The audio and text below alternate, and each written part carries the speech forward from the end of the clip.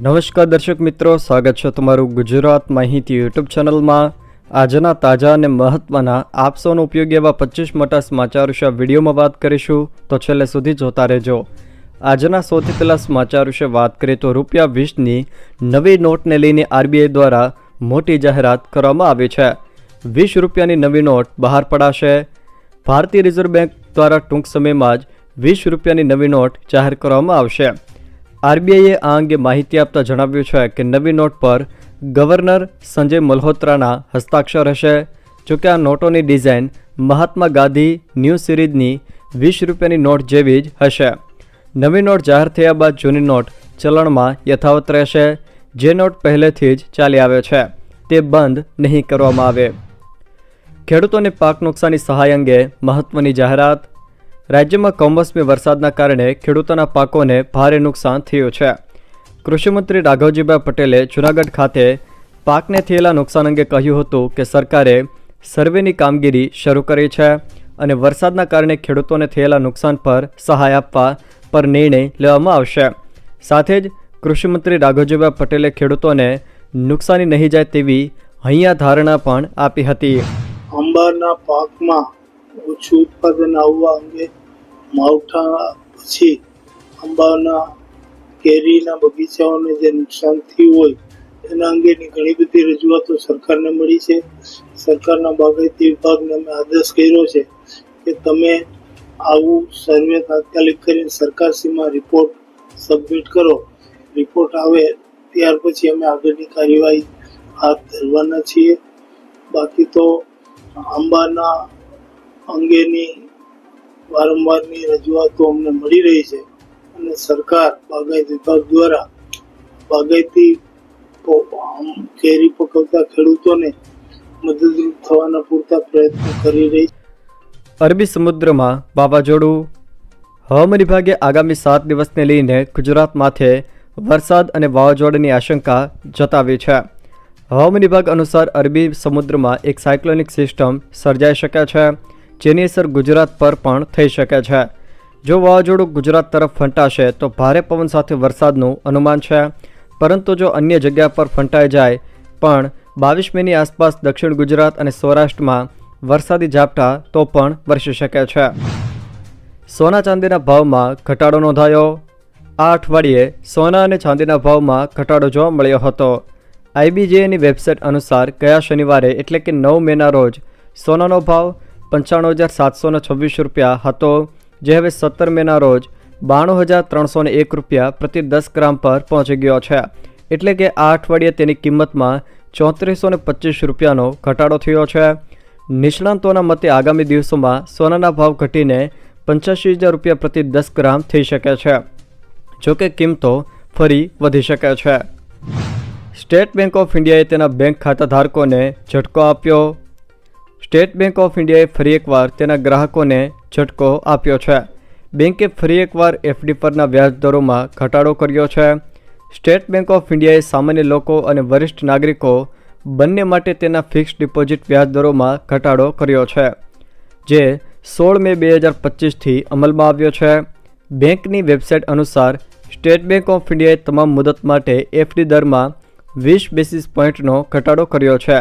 છેલ્લી વખત 15 એપ્રિલ 2025ના રોજ સ્ટેટ બેંક ઓફ ઇન્ડિયાએ એફડી પર વ્યાજ ઘટાડ્યું હતું। દાહોદમાં મનરેગા કૌભાંડને લઈને મોટા સમાચાર। મનરેગામાં કૌભાંડ મામલે ભાજપ નેતા મંત્રી બચુભાઈ ખાબડના દીકરા બળવંત ખાબડની ધરપકડ કરવામાં આવી છે।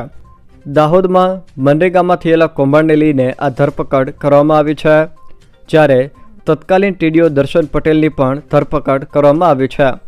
દાહોદ જિલ્લા પોલીસ વડાએ ધરપકડની પુષ્ટિ કરી છે। જોકે મનરેગામાં 71 કરોડના કૌભાંડ મામલે 35 એજન્સી વિરુદ્ધ ગુનો નોંધાયો હતો।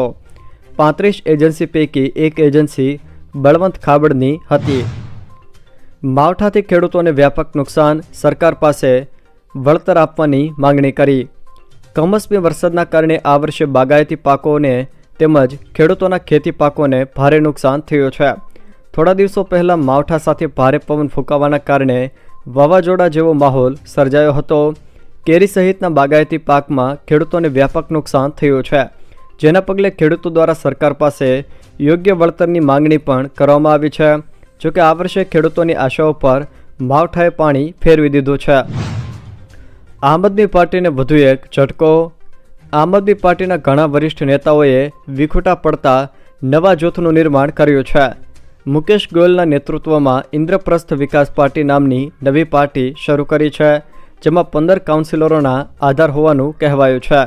મુકેશ ગોયલ અગાઉ આમ આદમી પાર્ટીમાં ગૃહના નેતા રહ્યા હતા અને છેલ્લી વિધાનસભા ચૂંટણીમાં આદર્શનગર બેઠક પરથી આપના ઉમેદવાર પણ હતા. હવામાન નિષ્ણાત અંબાલાલ પટેલની વાવાઝોડા અને વરસાદને લઈને મોટી આગાહી. અંબાલાલ પટેલે જણાવ્યું છે કે આ વાવાઝોડાની અસરના કારણે ગુજરાતમાં 12 થી 15 ઇંચ વરસાદ ખાબકશે.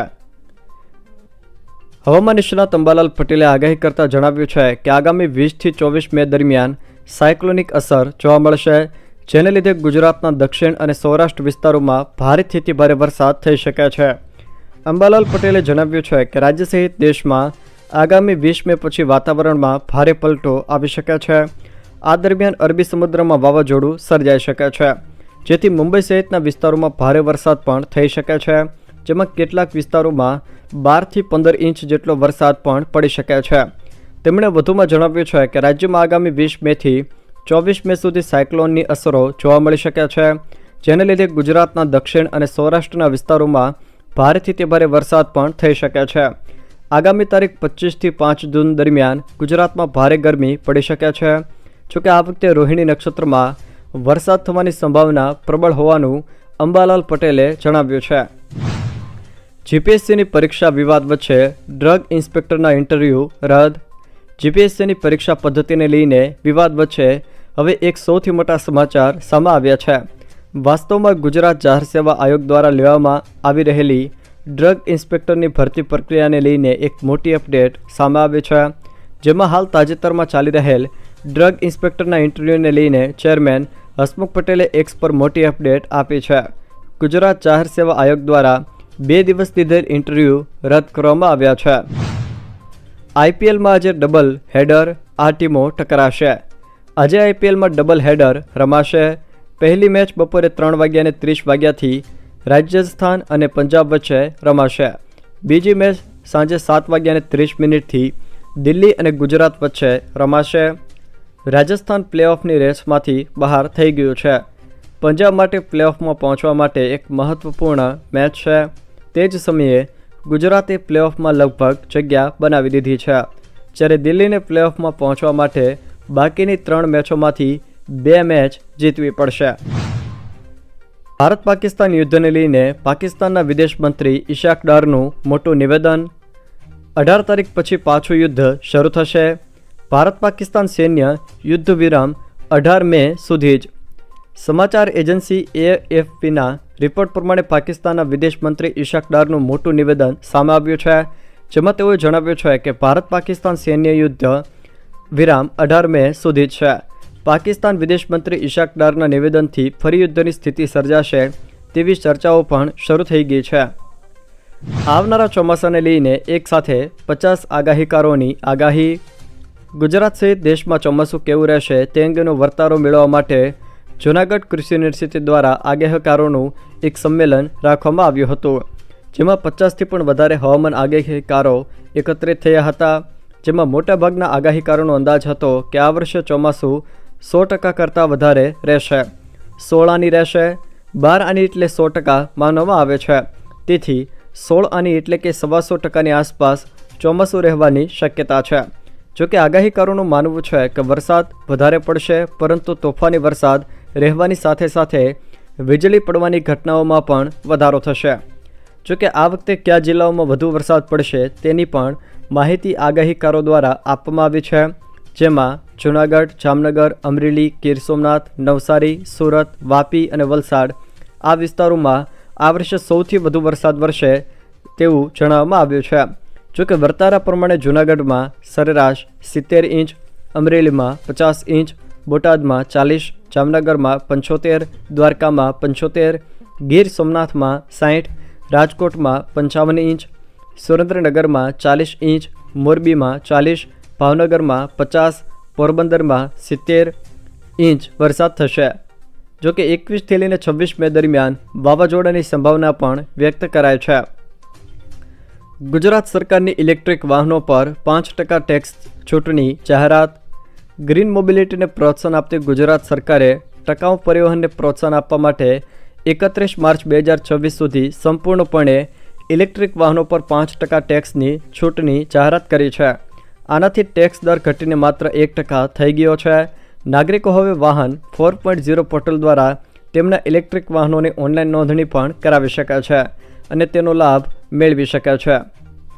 ગ્રામ્ય અને શહેરી મહિલાઓના આર્થિક વિકાસ માટે મહિલા સ્વાવલંબન યોજના અંતર્ગત સરકાર દ્વારા સહાય આપવામાં આવે છે, જેમાં 30,000 રૂપિયા સુધીની સહાય આપવામાં આવે છે. ગ્રામ્ય અને શહેરી મહિલાઓના આર્થિક વિકાસ માટેની મહિલા સ્વાવલંબન યોજનાનો મુખ્ય ઉદ્દેશની વાત કરીએ તો ગ્રામ્ય તેમજ શહેરની મહિલાઓને આર્થિક પ્રવૃત્તિ હાથ ધરવા આર્થિક સહાય પૂરી પાડવી તે છે. તેમાં સહાય મેળવવા માટે કેટલી આવક મર્યાદા છે એના વિશે વાત કરીએ તો ગરીબી રેખા હેઠળ જીવતા કુટુંબની ગ્રામ્ય અને શહેરી મહિલાઓના આર્થિક વિકાસ માટે સહાય કરવામાં આવે છે.